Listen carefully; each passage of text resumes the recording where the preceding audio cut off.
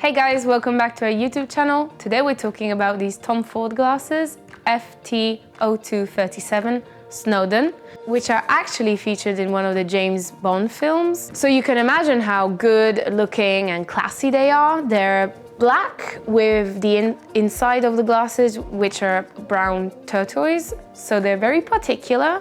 I haven't seen a lot of glasses like this before, so I really appreciate this model. I think they're very flattering. They have a square-shaped frame and it's full frame.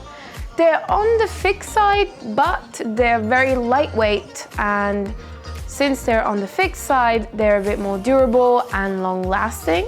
I really recommend these type of glasses. We have this version and this version. As you can see, these are full brown tortoise and the other one have different colors.